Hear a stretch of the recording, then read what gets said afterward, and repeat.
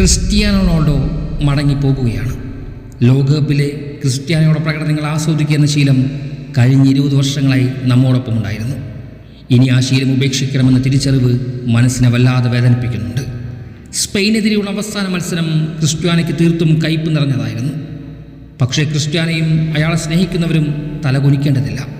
ജീവിതത്തിൽ തിരിച്ചടികൾ നേരിടുന്ന എല്ലാ മനുഷ്യർക്കും ജീവിച്ച് വിജയിക്കാനുള്ള ഊർജ്ജം പകരുന്ന ലെഗസി മൈതാനത്ത് ബാക്കി വെച്ചിട്ടാണ് റൊണോ നടന്ന് നീങ്ങുന്നത്. ദീർഘകാലം ആഴ്സണൽ മാനേജറായി പ്രവർത്തിച്ച ആഴ്സൺ വെങ്ങർ 2008 ക്രിസ്ത്യാനോയെക്കുറിച്ച് ചില വെളിപ്പെടുത്തലുകൾ നടത്തുന്നുണ്ട്. 18 വർഷങ്ങൾക്ക് മുമ്പ് വെങ്ങർ മുന്നോട്ട് വെച്ച പ്രസ്താവന ഇന്ന് പരിശോധിക്കുമ്പോഴാണ് ക്രിസ്ത്യാനോയുടെ മഹത്വം ശരിക്കും വെളിപ്പെടുന്നത്. ഒരു ടീനേജറായിരുന്ന ക്രിസ്ത്യാനോ മാഞ്ചസ്റ്റർ യുണൈറ്റഡിൽ എത്തിച്ചേരുന്നതും പിന്നീട് വലിയൊരു സാമ്രാജ്യം വെട്ടിപ്പിടിച്ചതും നാം കണ്ടിട്ടുണ്ട്. എന്നാൽ ക്രിസ്ത്യാനോയെ ഇംഗ്ലീഷ് പ്രീമിയർ ലീഗിൽ എത്തിക്കുന്നതിനെക്കുറിച്ച് ആദ്യം ചിന്തിച്ച ക്ലബ്ബ് ആഴ്സണലായിരുന്നുവെന്നായിരുന്നു വെങ്ങർ വെളിപ്പെടുത്തിയത്. ആഴ്സണലിൽ ചേരുന്നതിനെക്കുറിച്ച് വെങ്ങർ ക്രിസ്ത്യാനോട് സംസാരിക്കുകയും ഒരു ആഴ്സണൽ ജേഴ്സി കൈമാറുകയും ചെയ്തിരുന്നു. എന്നാൽ വലിയൊരു തുക മുടക്കിയ മാഞ്ചസ്റ്റർ യുണൈറ്റഡ് ക്രിസ്ത്യാനോയെ സ്വന്തമാക്കുന്ന കാഴ്ചയാണ് പിന്നീട് ഫുട്ബോൾ ലോകം കണ്ടത്. ക്രിസ്ത്യാനോയ്ക്ക് വേണ്ടി കൂടുതൽ പണമെറിയുവാൻ ആഴ്സണൽ തയ്യാറായിരുന്നില്ല. അതിൻ്റെ കാരണവും വെങ്ങർ വിവരിക്കുന്നുണ്ട്. ചെറുപ്രായത്തിൽ തന്നെ ക്രിസ്ത്യാനോ ഒരു സ്പെഷ്യൽ പ്ലെയർ തന്നെയായിരുന്നു. പക്ഷേ അയാൾ വലിയൊരു ഗോൾ സ്കോർ ആകുമെന്ന് ഞാൻ പ്രതീക്ഷിച്ചതേയില്ല. എതിരാളികളുടെ പെനാൽറ്റി ബോക്സിൽ ആക്രമിക്കുന്ന കാര്യത്തിൽ അന്നത്തെ ക്രിസ്ത്യാനോ വളരെ പുറകിലായിരുന്നു. ഒന്ന് ആലോചിച്ച് നോക്കൂ, വലിയൊരു ഗോൾ സ്കോർ ആവില്ല എന്ന് ആഴ്സണൽ വെങ്ങർ കരുതിയ ക്രിസ്ത്യാനോ പിൻകാലത്ത് ഗോളുകൾ കൊണ്ട് ഫുട്ബോൾ ലോകത്ത് ഉത്സവം തന്നെ നടത്തി. കഴിവില്ല എന്ന് മുദ്ര കുത്തപ്പെടുന്ന ആളുകൾക്കും ഉയരങ്ങൾ കീഴടക്കാൻ സാധിക്കുമെന്നതിനുള്ള ക്ലാസിക് ഉദാഹരണമായിരുന്നു അത്. ബാഡ് പാരന്റിംഗ് എന്ന സംഗതിയുടെ പ്രശ്നങ്ങൾ ക്രിസ്ത്യാനോ നല്ലതുപോലെ അനുഭവിച്ചിട്ടുണ്ട്. അയാളുടെ അച്ഛൻ ഒരു സ്ഥിരം മദ്യപാനിയായിരുന്നു. അമ്മയെ മർദ്ദിക്കുന്ന അച്ഛന് ദിവസവും കണ്ടുകൊണ്ടാണ് ക്രിസ്ത്യാനോ വളർന്നു വന്നത് പോലും.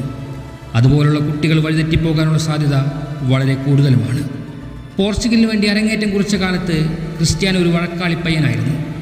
ടാക്കിൾ ചെയ്യുന്ന എതിരാളികളെ തൊഴിക്കുകയും കഴുത്തിന് പിടിച്ച് തള്ളുകയും ചെയ്യുന്ന ക്രിസ്ത്യാനോ എന്ന യുവാവിന് ലോകം എത്ര തവണയാണ് കണ്ടിട്ടുള്ളത്. അന്നത്തെ പോർച്ചുഗൽ പരിശീലകനായിരുന്ന ലൂയി ഫിലിപ്പ് സ്കോളാരി ക്രിസ്ത്യാനോയെ പരസ്യമായി തന്നെ ശാസിച്ചിരുന്നു. 2004 യൂറോ കപ്പിന് മുന്നോടിയായി നടന്നൊരു സന്നാഹ മത്സരത്തിൽ സ്കോളാരി ക്രിസ്ത്യാനോയെ ഗ്രൗണ്ടിൽ നിന്ന് പോലും പിൻവലിച്ചിരുന്നു. അന്ന് അദ്ദേഹം തൻ ശിഷ്യനെ ഡോയ് എന്നാണ് വിശേഷിപ്പിച്ചത്. ആ പദത്തിന് കൃത്യമായൊരു തർജ്ജമ പോലുമില്ല. എന്തായാലും അനവസരത്തിൽ മിടുക്ക് കാണിക്കാനാണ് ക്രിസ്ത്യാനോ ശ്രമിക്കുന്നതെന്ന വിമർശനമായിരുന്നു സ്കോളാരി അക്കാലത്ത് മുന്നോട്ട് വച്ചത്. 2004 യൂറോ കപ്പിൽ മികച്ച പ്രകടനങ്ങളിലൂടെ ക്രിസ്ത്യാനോ കോച്ചിന് മറുപടി നൽകി. പിന്നീട് അയാൾ പറങ്കിപ്പടയുടെ തന്നെ കപ്പിത്താനായി മാറി. യൂറോ കപ്പ് ഉൾപ്പെടെ നിരവധി നേട്ടങ്ങൾ കരസ്ഥമാക്കി. ലോകം മുഴുവൻ എഴുതി തള്ളിയാലും നമുക്ക് ഉയർത്തി നൽകാൻ സാധിക്കും. അതാണ് ക്രിസ്ത്യാനോയുടെ ജീവിതം ഇന്നോളം തെളിയിക്കുന്നത്. പ്രധാന മത്സരങ്ങളിൽ പരാജയപ്പെടുമ്പോഴെല്ലാം ക്രിസ്ത്യാനോയുടെ കണ്ണുകൾ ഇങ്ങനെ നിറഞ്ഞൊഴുകാറുണ്ട്. ആ സ്വഭാവം സ്കൂൾ കാലഘട്ടങ്ങൾ മുതൽ ക്രിസ്ത്യാനോയുടെ കൂടെയുണ്ടെന്നാണ് ബാല്യകാല സുഹൃത്തുക്കൾ സാക്ഷ്യപ്പെടുത്തുന്നത്. ഇന്ന് 2026 ക്രിസ്ത്യാനോ വിതുമ്പിക്കൊണ്ടാണ് പടിയിറങ്ങുന്നത്. ഫുട്ബോളിനോടുള്ള അയാളുടെ അഭിനിവേശമാണ് കണ്ണുനീർ തുള്ളികളായി പൊഴിയുന്നത്. മരണം വരെ ആ പാഷൻ ക്രിസ്ത്യാനോയെ വിട്ടുപോകുകയുമില്ല. എനിക്ക് അയാളെ ബഹുമാനിക്കുവാൻ അത് മാത്രം മതിയാകും. Thank you Cristiano.